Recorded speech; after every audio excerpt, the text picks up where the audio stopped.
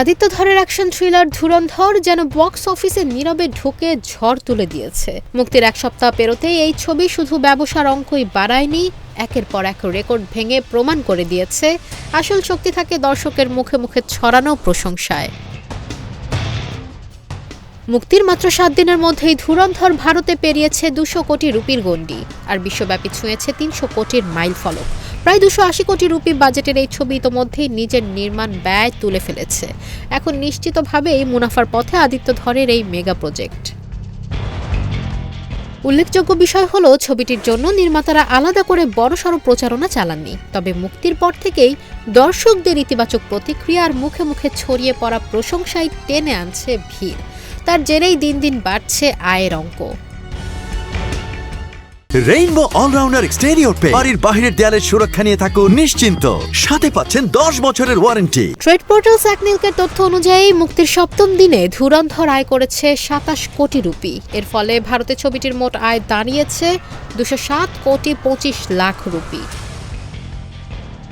চমকপ্রদ বিষয় হলো, পরপর 3 দিন ধরে একই অঙ্ক, অর্থাৎ দিনে 27 কোটি রুপি করে ব্যবসা করেছে ছবিটি। প্রথমে সোমবার আয় কিছুটা কমলেও পরদিনই ফের 16% বেশি বৃদ্ধি পায়। কর্মদিবস হলেও রাতের শোগুলোতে দর্শকদের উপস্থিতি চোখে পড়ার মতো। সকালের শোতে যেখানে গড় উপস্থিতি 18%, সেখানে রাতের শোগুলোতে তা বেড়ে 60% পৌঁছেছে। দেশের পাশাপাশি বিদেশি বাজারেও সমান তালে সাফল্য পাচ্ছে ধুরন্ধর। প্রথম সপ্তাহে বিদেশে ছবিটির আয় প্রায় 57 কোটি 5 লাখ রুপি। সব মিলিয়ে বিশ্বব্যাপী মোট সংগ্রহ দাঁড়িয়েছে 306 কোটি 25 লাখ রুপি।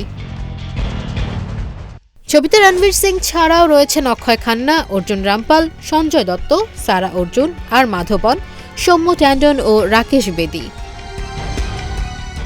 বিশেষ করে রহমান ডাকাত চরিত্রে অক্ষয় খান্নার অভিনয় নিয়ে চলছে তুমুল আলোচনা।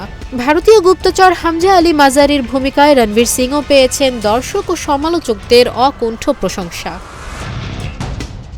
প্রথম সপ্তাহেই এমন দুর্দান্ত পারফরমেন্সের পর বাণিজ্যিক বিশেষজ্ঞদের মতে দ্বিতীয় সপ্তাহেও বক্স অফিসে ধুরন্ধরের দাপট বজায় থাকবে। সব মিলিয়ে এই ছবি এখন শুধু হিট নয়, এটি হয়ে উঠেছে 2025-এর অন্যতম বড় বক্স অফিস ফেনোমেনন। নিশা মাহমুদা, ইন্ডিপেন্ডেন্ট ডিজিটাল।